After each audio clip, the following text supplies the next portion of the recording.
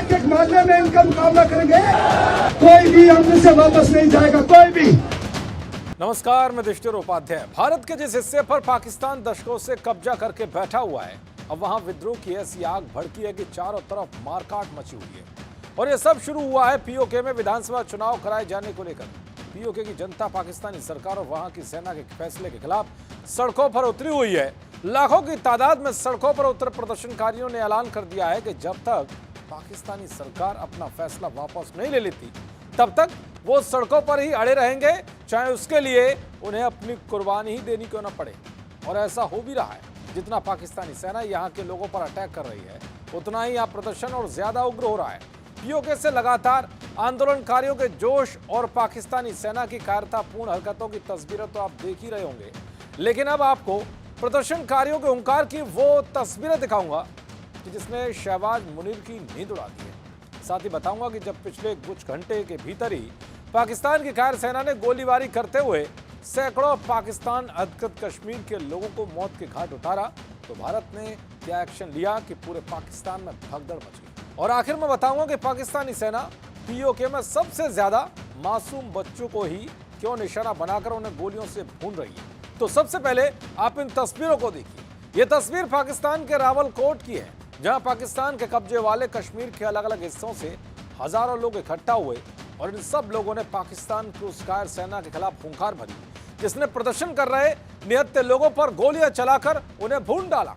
प्रदर्शनकारियों का नेतृत्व कर रही ज्वाइंट अवामी एक्शन कमेटी के लोगों ने खुला ऐलान किया है कि पाकिस्तानी सेना और उसकी सरकार का मजबूती के साथ सामना करते रहेंगे। एक बार आप भी सुनिए प्रदर्शनकारियों ने क्या कुछ कहा।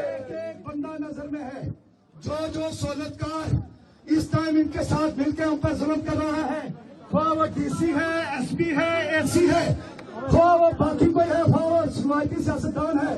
इनको मैं कहना चाहता हूँ, सारे पुत्र लगने पुत्रों,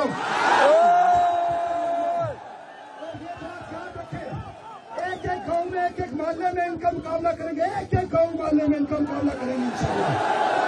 और साथियों, दोस्तों, एक कदम के साथ, एक हौसले के साथ आगे बढ़ेंगे। कोई भी हमसे से वापस नहीं जाएगा, कोई भी। मुजफ्फराबाद, हर सूरत मुजफ्फराबाद जाएंगे इंशाल्लाह, जाएंगे।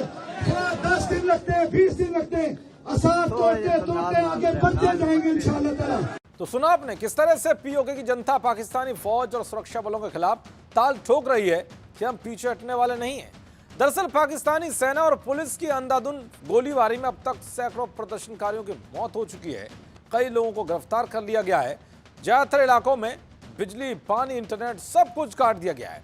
ये नहीं बल्कि पाकिस्तानी सेना किस तरह से अत्याचार कर रही है, उसका अंदाजा आप इसी बात से लगा सकते हैं कि वो सबसे ज्यादा महिला और बच्चों को निशाना बनाकर उन्हें मौत के घाट उतार रही है। इसके पीछे की वजह बताई जा रही है कि पाकिस्तान की सरकार और वहां की सेना पीओके के लोगों की नस्लों को खत्म करना चाहती है, इसीलिए वो ऐसा कर रही है। चलिए अब आपको बताता हूं पीओके में पाकिस्तानी सेना की कायरता को लेकर भारत ने क्या कुछ कहा है, जो बताता है कि अगर पाकिस्तान में ऐसे ही मारकाट चलती रही तो भारत उस पर कोई बड़ा एक्शन ले सकता है। दरअसल भारत ने पाकिस्तान की बर्बरता की कड़े शब्दों में निंदा की है। भारत ने कहा है कि पाकिस्तान के कब्जे वाले कश्मीर में पुलिस की गंभीर बर्बरता की खबरें हैं। हमें उम्मीद है कि अंतर्राष्ट्रीय समुदाय पाकिस्तान को उसके गलत कामों और जातियों के लिए जवाबदेह ठहराएगा। साफ है, फिलहाल जो स्थिति बनी हुई है उसके हिसाब से भारत पीओके में सीधे सेना भेजने के बजाय कूटनीतिक और मानवीय कदम उठा सकता है। भारत अंतर्राष्ट्रीय मंचों पर पाकिस्तान पर कूटनीतिक दबाव बना सकता है, मानवीय सहायता का प्रस्ताव रख सकता है। इसके बाद भी अगर पाकिस्तान अपनी हरकतों पर लगाम नहीं लगाता और ऐसे ही कहर ढाता रहा वहां के लोगों पर, तो उसे आने वाले दिनों में भारी अंजाम भुगतना पड़ सकता है। क्योंकि भारत हमेशा से ये कहता रहा है कि पीओके भारत का अभिन्न हिस्सा है, इसे कोई भी छीन नहीं सकता। और पाकिस्तान चाहे कुछ भी कर ले, एक न एक दिन भारत के पास ये पीओके जरूर आएगा। देखते रहिए जी न्यूज़। नमस्कार।